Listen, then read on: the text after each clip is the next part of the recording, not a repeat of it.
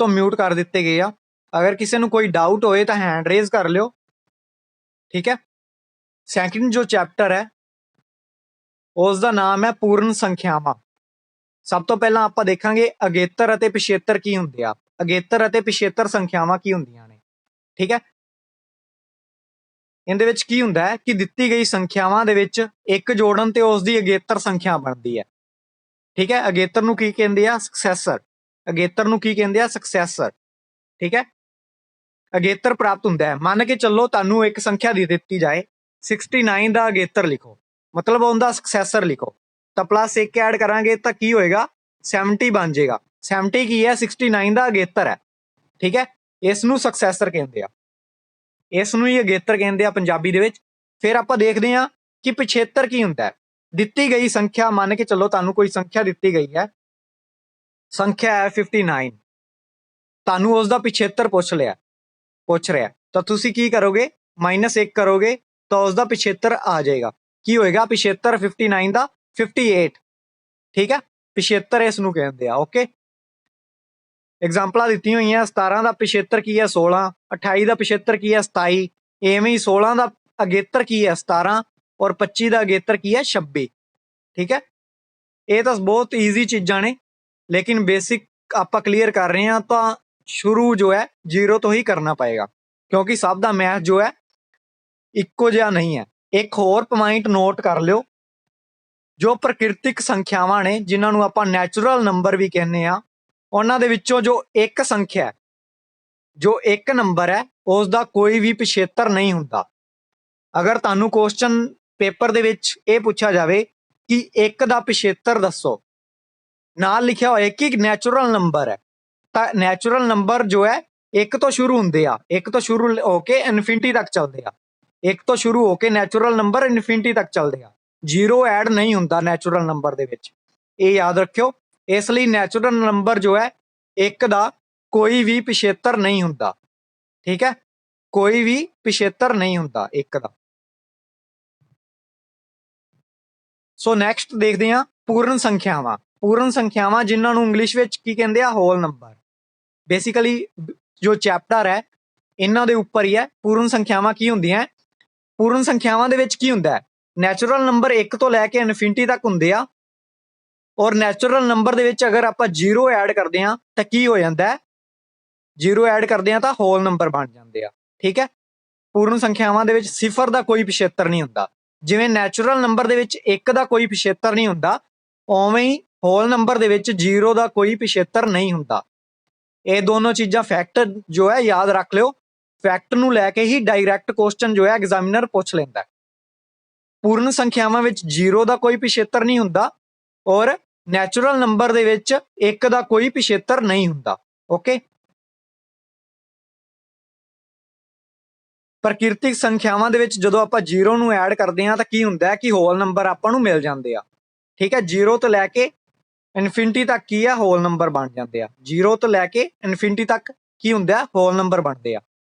ठीक है, ये एग्जाम्पल दी हुई है, 0 तो लैके अगे चलते जाते हैं इनफिनिटी तक। इन्हां नूं संख्यावां रेखा ते मतलब नंबर जो लाइन है उनके उपर आपां दर्शा सकते हैं। कई बार ये भी शायद पिछली बारी क्वेश्चन पूछा गया सी कि तुसी नैचुरल नंबर या होल नंबर नूं संख्या रेखा ते दर्शा सकते हो, यस और नो, इस तरह का कोई क्वेश्चन सी।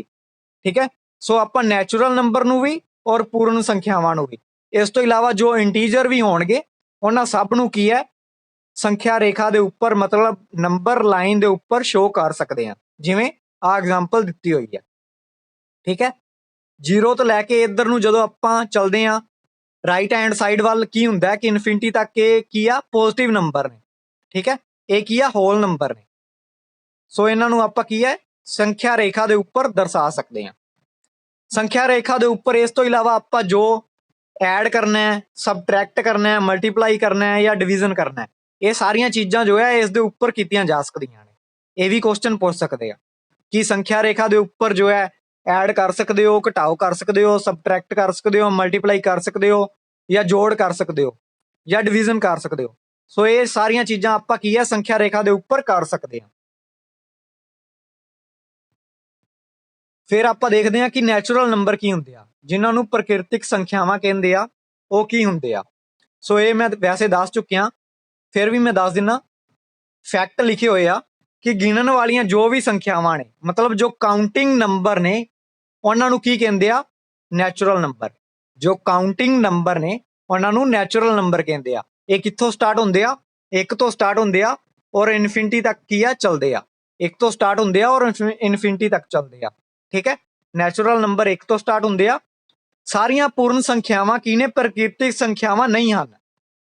ਕਈ ਵਾਰੀ ਇਹ ਵੀ ਲਾਈਨ ਜੋ ਹੈ ਡਾਇਰੈਕਟ ਪੁੱਛੀ ਜਾਂਦੀ ਹੈ ਕਿ ਸਾਰੀਆਂ ਪੂਰਨ ਸੰਖਿਆਵਾਂ ਪ੍ਰਕਿਰਤਿਕ ਸੰਖਿਆਵਾਂ ਮਤਲਬ ਨੈਚੁਰਲ ਨੰਬਰ ਹਨ, ਨਹੀਂ ਹਨ, ਕਿਉਂਕਿ ਨੈਚੁਰਲ ਨੰਬਰ ਦੇ ਵਿੱਚ 0 ਐਡ ਨਹੀਂ ਹੁੰਦੇ, ਕਿਉਂਕਿ ਨੈਚੁਰਲ ਨੰਬਰ ਦੇ ਵਿੱਚ 0 ਐਡ ਨਹੀਂ ਹੁੰਦੀ।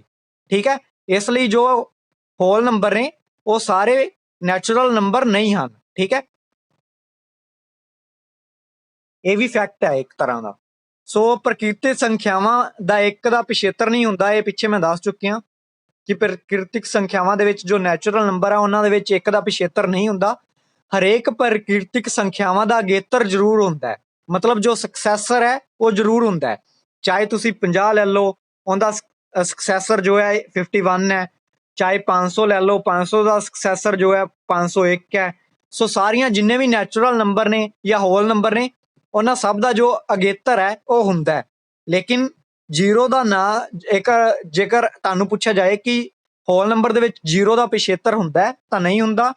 ਐਵੇਂ ਹੀ ਨੈਚੁਰਲ ਨੰਬਰ ਦੇ ਵਿੱਚ 1 ਦਾ ਪਿਛੇਤਰ ਜੋ ਹੈ ਨਹੀਂ ਹੁੰਦਾ। ਠੀਕ ਹੈ, ਇਸ ਤੋਂ ਇਲਾਵਾ ਇੱਕ ਹੋਰ ਫੈਕਟ ਹੈ, ਉਹ ਕੀ ਹੈ ਕਿ ਜਿੰਨੀਆਂ ਵੀ ਪ੍ਰਕਿਰਤਿਕ ਸੰਖਿਆਵਾਂ ਨੇ ਉਹ ਸਾਰੀਆਂ ਪੂਰਨ ਸੰਖਿਆਵਾਂ ਨੇ। ਠੀਕ ਹੈ, ਜਿੰਨੀਆਂ ਵੀ ਨੈਚੁਰਲ ਨੰਬਰ ਨੇ ਉਹ ਸਾਰੇ ਕੀ ਆ, ਹੋਲ ਨੰਬਰ ਨੇ। ਠੀਕ ਹੈ, ਲੇਕਿਨ ਜੋ ਹੋਲ ਨੰਬਰ ਨੇ ਸਾਰੇ ਉਹ ਨੈਚੁਰਲ ਨੰਬਰ ਨਹੀਂ ਗੇ, ਕਿਉਂਕਿ 0 ਜੋ ਹੈ ਹੋਲ ਨੰਬਰ ਦੇ ਵਿੱਚ ਆਉਂਦਾ ਹੈ।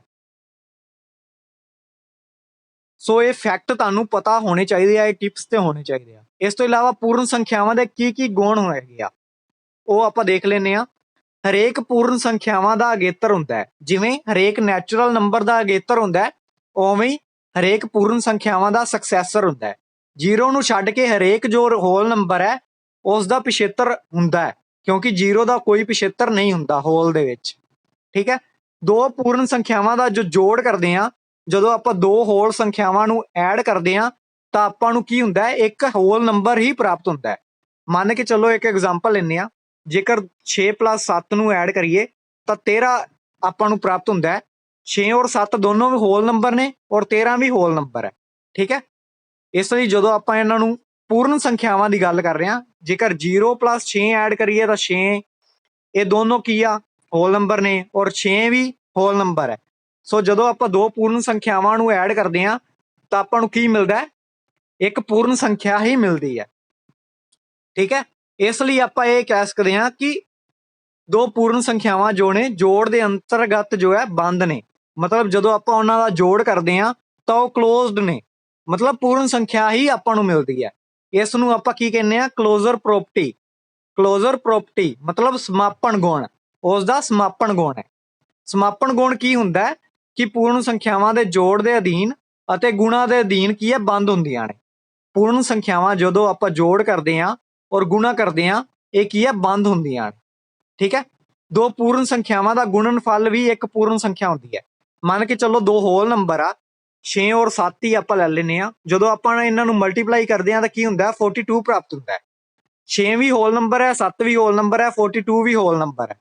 ਇੱਕ ਹੋਰ ਐਗਜ਼ਾਮਪਲ ਲੈਂਦੇ ਆ, ਜਿਵੇਂ 7 × 8, ਇਹ ਕੀ ਹੈ, 7 8 56, 56, ਇਹ ਕੀ ਆ, ਤਿੰਨੋਂ ਹੋਲ ਨੰਬਰ ਨੇ।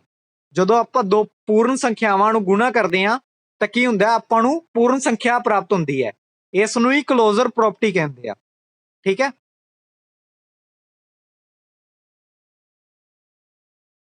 ਨੈਕਸਟ ਦੇਖਦੇ ਹਾਂ, ਪੂਰਨ ਸੰਖਿਆਵਾਂ ਘਟਾਓ ਦੇ ਅੰਤਰਗਤ ਬੰਦ ਨਹੀਂ ਹਨ।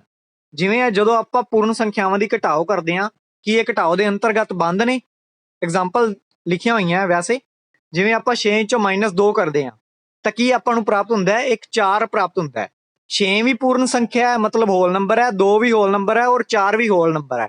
ਕੀ ਹੋਇਆ ਕਿ ਇਹ ਪੂਰਨ ਸੰਖਿਆ ਹੀ ਆਪਾਂ ਨੂੰ ਪ੍ਰਾਪਤ ਹੋ ਗਈ। ਲੇਕਿਨ ਜਦੋਂ ਆਪਾਂ 6 ਚੋਂ -9 ਕਰੀਏ ਤਾਂ ਕੀ ਪ੍ਰਾਪਤ ਹੁੰਦਾ ਹੈ, -3। ਇਹ ਕੀ ਹੈ, ਹੋਲ ਨੰਬਰ ਹੈ, ਨਹੀਂ ਹੈ। ਇਹ ਕੀ ਹੈ ਇੰਟੀਜ਼ਰ ਹੈ, ਇਹ ਕੀ ਹੈ ਇੰਟੀਜ਼ਰ ਹੈ, -3 ਕੀ ਹੈ ਇੰਟੀਜ਼ਰ ਹੈ। ਇਸ ਲਈ ਪੂਰਨ ਸੰਖਿਆਵਾਂ ਜੋੜਨੇ ਘਟਾਓ ਦੇ ਅੰਤਰਗਤ ਬੰਦ ਨਹੀਂ ਹੁੰਦੀਆਂ, ਮਤਲਬ ਇਹ ਸਮਾਪਨ ਗੁਣ ਨਹੀਂ ਹੈ, ਉਸ ਦੀ ਕਲੋਜ਼ਰ ਪ੍ਰੋਪਰਟੀ ਨਹੀਂ ਹੈ। ਠੀਕ ਹੈ, ਸਿਰਫ ਪਲੱਸ ਕਰਨ ਤੇ, ਸਿਰਫ ਪਲੱਸ ਕਰਨ ਤੇ ਔਰ ਮਾਈਨਸ ਕਰ ਮਲਟੀਪਲਾਈ ਕਰਨ ਤੇ ਕੀ ਹੈ ਕਲੋਜ਼ਰ ਪ੍ਰੋਪਰਟੀ ਸ਼ੋ ਕਰਦੀਆਂ। ਐਵੇਂ ਜਦੋਂ ਆਪਾਂ ਉਹਨਾਂ ਦੀ ਡਿਵੀਜ਼ਨ ਕਰਦੇ ਹਾਂ, ਡਿਵੀਜ਼ਨ ਕਰਨ ਦੇ ਸਮੇਂ ਵੀ ਅੰਤਰਗਤ ਜੋ ਹੈ ਬੰਦ ਨਹੀਂ ਹੁੰਦੀਆਂ। ਫੋਰ ਐਗਜ਼ਾਮਪਲ ਜਦੋਂ 8 ਨੂੰ ਆਪਾਂ 4 ਨਾਲ ਡਿਵਾਈਡ ਕਰਦੇ ਹਾਂ ਤਾਂ ਆਪਾਂ ਨੂੰ ਕੀ ਪ੍ਰਾਪਤ ਹੁੰਦਾ 2, ਲੇਕਿਨ ਜਦੋਂ 6 ਨੂੰ 5 ਨਾਲ ਆਪਾਂ ਡਿਵਾਈਡ ਕਰ ਰਹੇ ਹਾਂ ਤਾਂ ਕੀ ਪ੍ਰਾਪਤ ਹੋ ਰਿਹਾ 6/5। ਕੀ ਇਹ ਹੋਲ ਨੰਬਰ ਹੈ? 6/5 ਕੀ ਇਹ ਹੋਲ ਨੰਬਰ ਹੈ? ਨਹੀਂ ਹੈ। ਕੀ ਹੈ ਇਹ ਨੰਬਰ? ਰੈਸ਼ਨਲ ਨੰਬਰ ਹੈ। 6/5 ਕੀ ਹੈ? ਰੈਸ਼ਨਲ ਨੰਬਰ ਹੈ। ਠੀਕ ਹੈ, ਸੋ ਕੀ ਹੈ ਹੋਲ ਨੰਬਰ ਜੋ ਹੈ ਮਾਈਨਸ ਕਰਨ ਦੇ ਟਾਈਮ ਔਰ ਡਿਵੀਜ਼ਨ ਕਰਨ ਦੇ ਟਾਈਮ ਕੀ ਹੈ ਅੰਤਰਗਤ ਬੰਦ ਨਹੀਂ ਹੈ, ਕਲੋਜ਼ਰ ਪ੍ਰੋਪਰਟੀ ਨਹੀਂ ਹੈ। ਕਦੋਂ ਪ੍ਰੋਪਰਟੀ ਹੈ ਕਲੋਜ਼ਰ? ਜਦੋਂ ਆਪਾਂ ਪਲੱਸ ਕਰਦੇ ਹਾਂ ਔਰ ਇਨਟੂ ਕਰਦੇ ਹਾਂ, ਮਤਲਬ ਮਲਟੀਪਲਾਈ ਕਰਦੇ ਹਾਂ। ਸੋ ਇਹ ਇਫੈਕਟ ਆ। ਇਸ ਤੋਂ ਇਲਾਵਾ ਪੂਰਨ ਸੰਖਿਆਵਾਂ ਦਾ ਜੋ ਸਿਫਰ ਨਾਲ ਭਾਗ ਪ੍ਰਭਾਸ਼ਿਤ ਨਹੀਂ ਹੈ। ਜਦੋਂ ਆਪਾਂ ਕਿਸੇ ਹੋਲ ਨੰਬਰ ਦੀ 0 ਨਾਲ ਭਾਗ ਕਰਦੇ ਹਾਂ ਤਾਂ ਇਹ ਪ੍ਰਭਾਸ਼ਿਤ ਨਹੀਂ ਕੀਤਾ ਗਿਆ। ਠੀਕ ਹੈ, ਕੀ ਆਨਸਰ ਆਏਗਾ? ਇਹ ਪ੍ਰਭਾਸ਼ਿਤ ਨਹੀਂ ਹੈ। ਓਕੇ, ਪੂਰਨ ਸੰਖਿਆਵਾਂ ਲਈ ਜੋੜ ਕ੍ਰਮਵਾਰ ਕ੍ਰਮ ਵਟਾਉਂਦਾ ਹੈ। ਜਦੋਂ ਆਪਾਂ ਪੂਰਨ ਸੰਖਿਆਵਾਂ ਦੇ ਵਿੱਚ ਜੋੜ ਕਰਦੇ ਹਾਂ, ਮੰਨ ਕੇ ਚੱਲੋ 6 + 2 ਕਰ ਰਿਹਾ ਮੈਂ ਤਾਂ ਕੀ ਆ ਰਿਹਾ 8। ਜੇਕਰ ਮੈਂ ਇਹਨੂੰ ਇਸ ਤਰ੍ਹਾਂ ਲਿਖ ਲਾਂ 2 + 6, ਇਹ ਕੀ ਹੈ? ਆਨਸਰ ਤਾਂ ਸੇਮ ਹੀ ਆ ਰਿਹਾ, 8 ਆ ਰਿਹਾ। ਮਤਲਬ ਕੀ ਹੈ ਕ੍ਰਮ ਵਟਾਂਦਰਾ ਹੋ ਰਿਹਾ। ਇੱਥੇ ਪਲੱਸ ਪਹਿਲਾਂ 6 ਲਿਖਿਆ ਔਰ ਇੱਥੇ +2 ਲਿਖਿਆ ਪਹਿਲਾਂ, ਕੀ ਹੋ ਰਿਹਾ ਇਹ ਕ੍ਰਮ ਵਟਾਂਦਰਾ ਹੋ ਰਿਹਾ। ਪੂਰਨ ਸੰਖਿਆਵਾਂ ਕੀ ਹੈ ਕ੍ਰਮ ਵਟਾਂਦਰਾ ਕਰਨ ਤਾਂ ਵੀ ਜੋੜ ਜੋ ਹੈ ਸੇਮ ਰਹਿੰਦਾ ਹੈ ਔਰ ਗੁਣਾ ਕਰਨ ਤੇ ਵੀ ਸੇਮ ਰਹਿੰਦਾ ਹੈ। ਮੰਨ ਕੇ ਚੱਲੋ ਐਗਜ਼ਾਮਪਲ ਲੈਂਦੇ ਆ 6 × 4 6 × 4 ਕੀ ਹੈ 24। ਅਗਰ ਮੈਂ ਇਸ ਨੂੰ 4 × 6 ਲਿਖਦਾ ਤਾਂ ਆਨਸਰ ਤਾਂ ਸੇਮ ਹੀ ਰਹੇਗਾ। ਮਤਲਬ ਕੀ ਹੈ ਕ੍ਰਮ ਵਟਾਂਦਰਾ ਹੋ ਰਿਹਾ। ਲੇਕਿਨ ਇਹ ਕਦੋਂ ਕ੍ਰਮ ਵਟਾਂਦਰਾ ਹੁੰਦਾ ਹੈ? ਗੁਣਾ ਕਰਨ ਤੇ ਔਰ ਜੋੜ ਕਰਨ ਤੇ। ਇਹੀ ਕ੍ਰਮ ਵਟਾਂਦਰਾ ਜਦੋਂ ਆਪਾਂ ਭਾਗ ਕਰਦੇ ਹਾਂ ਔਰ ਮਾਈਨਸ ਕਰਦੇ ਹਾਂ ਨਹੀਂ ਲਾਗੂ ਹੋਏਗਾ। ਐਗਜ਼ਾਮਪਲ ਦੇਖ ਲੈਂਦੇ ਹਾਂ ਆਪਾਂ। ਫੋਰ ਐਗਜ਼ਾਮਪਲ ਜਦੋਂ ਮੈਂ 4 ਵਿੱਚੋਂ -2 ਕਰ ਰਿਹਾ ਤਾਂ ਕੀ ਪ੍ਰਾਪਤ ਹੋ ਰਿਹਾ 2, ਲੇਕਿਨ 2 ਵਿੱਚੋਂ -4 ਕਰਾਂ ਤਾਂ ਕੀ ਹੋ ਰਿਹਾ -2। ਮਤਲਬ ਕੀ ਹੈ ਕ੍ਰਮ ਵਟਾਂਦਰਾ ਨਹੀਂ ਹੋ ਰਿਹਾ। ਠੀਕ ਹੈ, ਇਹ ਰੂਲ ਜੋ ਹੈ ਮਾਈਨਸ ਵੇਲੇ ਫੋਲੋ ਨਹੀਂ ਹੁੰਦਾ। ਹੁਣ ਆਪਾਂ ਡਿਵੀਜ਼ਨ ਵੇਲੇ ਵੇਖ ਲੈਂਦੇ ਹਾਂ ਕਿ ਇਹ ਡਿਵੀਜ਼ਨ ਵੇਲੇ ਹੋ ਰਿਹਾ ਫੋਲੋ ਜਾਂ ਨਹੀਂ। ਜੇਕਰ 6 ਨੂੰ ਡਿਵਾਈਡ ਕਰਾਂ ਮੈਂ 2 ਨਾਲ ਕੀ ਪ੍ਰਾਪਤ ਹੁੰਦਾ 3। ਇਹੀ ਜੇਕਰ ਮੈਂ 2 ਨੂੰ 6 ਨਾਲ ਡਿਵਾਈਡ ਕਰਾਂ ਤਾਂ ਕੀ ਪ੍ਰਾਪਤ ਹੁੰਦਾ 1/3। ਕੀ ਇਹ ਦੋਨੋਂ ਇਕੁਅਲ ਨੇ? ਨਹੀਂ ਨੇ। ਠੀਕ ਹੈ, ਇਸ ਲਈ ਕੀ ਹੈ ਕਿ ਕ੍ਰਮ ਵਟਾਂਦਰਾ ਜੋ ਹੈ ਡਿਵੀਜ਼ਨ ਵੇਲੇ ਔਰ ਘਟਾਓ ਵੇਲੇ ਲਾਗੂ ਨਹੀਂ ਹੁੰਦਾ। ਠੀਕ ਹੈ, ਜੋੜ ਉੱਪਰ ਕੀ ਹੈ ਗੁਣਾ ਦਾ ਵਿਤਰਨ ਜੋ ਹੈ ਵੰਡਕਾਰੀ ਗੁਣ ਪ੍ਰਗਟ ਕਰਦਾ ਹੈ। ਠੀਕ ਹੈ, ਕਿਵੇਂ ਵੰਡਕਾਰੀ ਗੁਣ ਪ੍ਰਗਟ ਕਰਦਾ ਹੈ? ਇੱਕ ਐਗਜ਼ਾਮਪਲ ਦੇਖਦੇ ਹਾਂ। ਜਿਵੇਂ ਐਗਜ਼ਾਮਪਲ ਲਿਖੀ ਹੋਈ ਹੈ, ਕੁਐਸਚਨ ਹੀ ਲਿਖਿਆ ਹੋਇਆ 12 ਨੂੰ 35 ਨਾਲ ਮਲਟੀਪਲਾਈ ਕਰਨਾ ਹੈ ਤਾਂ ਆਪਾਂ ਕੀ ਕਰਦੇ ਹਾਂ 12 × 35। ਇਹ ਥੋੜਾ ਜਿਹਾ ਔਖਾ ਲੱਗ ਰਿਹਾ, ਲੇਕਿਨ ਅਗਰ ਆਪਾਂ ਇਸ ਨੂੰ ਇਸ ਤਰ੍ਹਾਂ ਤੋੜ ਕੇ ਲਿਖ ਲਈਏ 12 × 30 + 5, ਇਹ ਕੀ ਹੈ ਥੋੜਾ ਜਿਹਾ ਸੌਖਾ ਲੱਗੇਗਾ। ਕੀ ਆਨਸਰ ਆਏਗਾ? 12 ਨੂੰ ਪਹਿਲਾਂ 30 ਨਾਲ ਮਲਟੀਪਲਾਈ ਕਰ ਦੋ, ਫਿਰ 12 ਨੂੰ 5 ਨਾਲ ਮਲਟੀਪਲਾਈ ਕਰ ਦੋ। ਕਿੰਨਾ ਆਨਸਰ ਆਏਗਾ? 12 ਨੂੰ 30 ਨਾਲ ਮਲਟੀਪਲਾਈ ਕਰਾਂਗੇ 360 ਔਰ 12 ਨੂੰ 5 ਨਾਲ ਮਲਟੀਪਲਾਈ ਕਰਾਂਗੇ ਤਾਂ 60। ਇਹ ਕੀ ਆਏਗਾ ਆਨਸਰ 420। ਠੀਕ ਹੈ, ਇਹ ਕੁਝ ਟ੍ਰਿਕਸ ਨੇ। ਜਦੋਂ ਆਪਾਂ ਕੁਐਸਚਨ ਕਰਾਂਗੇ ਨਾ ਉਦੋਂ ਟ੍ਰਿਕਸ ਜੋ ਹੈ ਇਹ ਆਪਾਂ ਨੂੰ ਬਹੁਤ ਜ਼ਿਆਦਾ ਬੈਨੀਫਿਟ ਕਰਨਗੀਆਂ। ਸੋ ਇਸ ਤੋਂ ਇਲਾਵਾ ਇੱਕ ਹੋਰ ਹੈ ਤਸਮਕ ਅੰਸ਼ ਜੋ ਹੈ ਜੋੜ ਅਤੇ ਗੁਣ ਲਈ। ਜਦੋਂ ਕਿਸੇ ਪੂਰਨ ਸੰਖਿਆ ਲਈ 0 ਜੋੜ ਦੇ ਲਈ ਜਦੋਂ ਆਪਾਂ ਆਇਡੈਂਟੀਟੀ ਐਲੀਮੈਂਟ ਨੂੰ ਕੀ ਕਰਦੇ ਹਾਂ ਜੋੜਦੇ ਹਾਂ, ਮਤਲਬ ਕਿਸੇ ਸੰਖਿਆ ਦੇ ਵਿੱਚ ਅਗਰ ਆਪਾਂ 0 ਨੂੰ ਜੋੜ ਰਹੇ ਹਾਂ ਤਾਂ ਆਪਾਂ ਨੂੰ ਕੀ ਪ੍ਰਾਪਤ ਹੋਏਗਾ? ਉਹੀ ਅੰਕ ਹੀ ਪ੍ਰਾਪਤ ਹੋਏਗਾ ਜਿਹਨੂੰ ਕਹਿੰਦੇ ਆ ਆਇਡੈਂਟੀਟੀ ਐਲੀਮੈਂਟ। ਐਗਜ਼ਾਮਪਲ ਲੈਂਦੇ ਹਾਂ 6 + 0 ਕਰਦਾ ਤਾਂ 6 ਹੀ ਪ੍ਰਾਪਤ ਹੋਏਗਾ। ਇਹ ਕੀ ਹੈ? ਜੋੜ ਦਾ ਕੀ ਹੈ? ਆਇਡੈਂਟੀਟੀ ਐਲੀਮੈਂਟ ਹੈ। ਠੀਕ ਹੈ, 0 ਨੂੰ ਅਗਰ ਪੂਰਨ ਸੰਖਿਆਵਾਂ ਦੇ ਲਈ ਜੋੜਾਤਮਕ ਕਹਿੰਦੇ ਆ ਆਇਡੈਂਟੀਟੀ। ਠੀਕ ਹੈ, ਇਸ ਤੋਂ ਇਲਾਵਾ ਕਿਸੇ ਵੀ ਪੂਰਨ ਸੰਖਿਆਵਾਂ ਨੂੰ 0 ਨਾਲ ਗੁਣਾ ਕਰਨ ਤੇ 0 ਬਣ ਜਾਂਦੀ ਹੈ। ਮਤਲਬ ਜਦੋਂ ਆਪਾਂ ਕਿਸੇ ਵੀ ਪੂਰਨ ਸੰਖਿਆ ਨੂੰ 0 ਨਾਲ ਗੁਣਾ ਕਰਦੇ ਹਾਂ, ਮੰਨ ਕੇ ਚੱਲੋ 4 ਨੂੰ 0 ਨਾਲ ਗੁਣਾ ਕਰਦੇ ਹਾਂ ਤਾਂ ਇਹ ਕੀ ਹੋ ਗਿਆ 0। 6 ਨੂੰ 0 ਨਾਲ ਗੁਣਾ ਕਰਦੇ ਹਾਂ ਤਾਂ 0 ਹੋ ਜਾਏਗਾ। ਕਿਸੇ ਵੀ ਸੰਖਿਆ ਨੂੰ 0 ਨਾਲ ਗੁਣਾ ਕਰਨ ਤੇ ਉਹ 0 ਹੋ ਜਾਂਦੀ ਹੈ, ਲੇਕਿਨ ਕਿਸੇ ਵੀ ਸੰਖਿਆ ਦੇ ਵਿੱਚ 0 ਨੂੰ ਐਡ ਕਰਨ ਤੇ ਉਹੀ ਸੰਖਿਆ ਰਹਿੰਦੀ ਹੈ।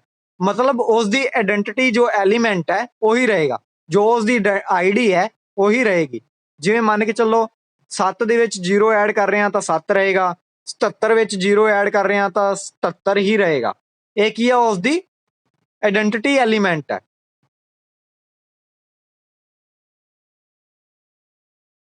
ਜਿਹਨੂੰ ਕਹਿੰਦੇ ਆ ਪੰਜਾਬੀ ਵਿੱਚ ਤਤਮਸਕ ਅੰਸ਼, ਤਤਸਮਕ ਅੰਸ਼। ਠੀਕ ਹੈ। ਫਿਰ ਇਸ ਤੋਂ ਇਲਾਵਾ ਕੁਝ ਜੋ ਆ ਫੈਕਟ ਲਿਖੇ ਹੋਏ ਆ, ਇਹਨਾਂ ਦਾ ਸਕਰੀਨਸ਼ਾਟ ਲੈ ਲਿਓ। ਜੋ 9999, ਇਸ ਤੋਂ ਇਲਾਵਾ 99, ਉਹਨਾਂ ਨੂੰ ਕਿਵੇਂ ਮਾਈਨਸ ਕਰਦੇ ਆ, ਇਹ ਸਿਰਫ ਟ੍ਰਿਕਸ ਦੱਸੀਆਂ ਹੋਈਆਂ। ਇਸ ਤੋਂ ਇਲਾਵਾ ਜੋ ਹੈ 5 ਨੂੰ ਜਦੋਂ ਆਪਾਂ ਕਿਸੇ ਨਾਲ ਮਲਟੀਪਲਾਈ ਕਰਦੇ ਆ, ਕਿਸੇ ਵੀ ਸੰਖਿਆ ਨਾਲ, ਤਾਂ ਉਸ ਨੂੰ ਕੀ ਕੀਤਾ ਜਾਂਦਾ ਕਿ 10 ਨਾਲ ਮਲਟੀਪਲਾਈ ਕਰੋ। ਮੰਨ ਕੇ ਚੱਲੋ ਜੇਕਰ 60 ਨੂੰ ਆਪਾਂ 5 ਨਾਲ ਮਲਟੀਪਲਾਈ ਕਰਨਾ ਹੈ ਤਾਂ ਇਸ ਨੂੰ ਕੀ ਕਰੋ, 60 ਨੂੰ 10 ਨਾਲ ਹੀ ਮਲਟੀਪਲਾਈ ਕਰ ਦਿਓ ਔਰ ਪਲੱਸ ਬਾਅਦ ਚ 2 ਨਾਲ ਡਿਵਾਈਡ ਕਰ ਦਿਓ। ਕੀ ਹੋਏਗਾ, 60 ਨੂੰ 10 ਨਾਲ ਮਲਟੀਪਲਾਈ ਕਰਾਂਗੇ ਤਾਂ 600 ਆ ਜਾਏਗਾ। ਈਜ਼ੀ ਟ੍ਰਿਕ ਹੈ। ਔਰ 2 ਨਾਲ ਡਿਵਾਈਡ ਕਰਾਂਗੇ ਤਾਂ 300 ਆ ਜਾਏਗਾ। ਸੋ ਈਜ਼ੀ ਆਂਸਰ ਹੈ। ਇਸ ਤਰ੍ਹਾਂ ਕੀ ਹੁੰਦਾ ਹੈ, ਛੇਤੀ ਆਂਸਰ ਤੱਕ ਪਹੁੰਚ ਸਕਦੇ ਆ। ਇੱਕ ਐਗਜ਼ਾਮਪਲ ਲਿਖੀ ਹੋਈ ਹੈ, 96 ਨੂੰ ਅਗਰ 5 ਨਾਲ ਮਲਟੀਪਲਾਈ ਕਰਨਾ ਹੈ ਤਾਂ 96 ਨੂੰ ਕੀ ਕਰੋ, 10 ਨਾਲ ਮਲਟੀਪਲਾਈ ਕਰੋ, 2 ਨਾਲ ਡਿਵਾਈਡ ਕਰ ਦਿਓ। 96 ਨੂੰ ਆਪਾਂ 10 ਨਾਲ ਮਲਟੀਪਲਾਈ ਕਰਾਂਗੇ ਤਾਂ 960 ਆਏਗਾ ਔਰ 2 ਨਾਲ ਡਿਵਾਈਡ ਕਰ ਦਾਂਗੇ ਤਾਂ 480 ਆ ਜਾਏਗਾ। ਈਜ਼ੀ ਟ੍ਰਿਕ ਹੈ ਨਾ। ਫਿਰ ਦੂਸਰੀ ਟ੍ਰਿਕ ਕੀ ਹੈ, 96 ਨੂੰ ਅਗਰ 25 ਨਾਲ ਐਡ ਕਰਨਾ, ਮਲਟੀਪਲਾਈ ਕਰਨਾ ਹੋਏ, ਅਗਰ ਕਿਸੇ ਸੰਖਿਆ ਨੂੰ 25 ਨਾਲ ਮਲਟੀਪਲਾਈ ਕਰਨਾ ਹੋਏ ਤਾਂ ਕੀ ਕਰੋ ਜਲਦੀ ਆਂਸਰ ਤੱਕ ਪਹੁੰਚਣ ਲਈ। 25 ਨਾਲ ਮਲਟੀਪਲਾਈ ਕਰਨਾ ਤਾਂ ਡਾਇਰੈਕਟ 100 ਨਾਲ ਮਲਟੀਪਲਾਈ ਕਰੋ ਔਰ 4 ਨਾਲ ਕੀ ਹੈ ਡਿਵਾਈਡ ਕਰ ਦਿਓ। ਇਹਦੇ ਵਿੱਚ ਕੀ ਕੀਤਾ ਗਿਆ, 96 ਨੂੰ ਪਹਿਲਾਂ 100 ਨਾਲ ਮਲਟੀਪਲਾਈ ਕੀਤਾ ਗਿਆ ਤਾਂ ਕੀ ਹੋਇਆ, 9600 ਆ ਗਿਆ। ਉਸ ਨੂੰ 4 ਨਾਲ ਡਿਵਾਈਡ ਕੀਤਾ ਤਾਂ 2400 ਆਂਸਰ ਆ ਗਿਆ। ਇਹ ਕੁਝ ਟ੍ਰਿਕਸ ਨੇ, ਇਹਨਾਂ ਨੂੰ ਫੋਲੋ ਕਰਨਾ ਪਏਗਾ ਤੁਹਾਨੂੰ। ਸੋ ਅੱਗੇ ਦੇਖਦੇ ਹਾਂ।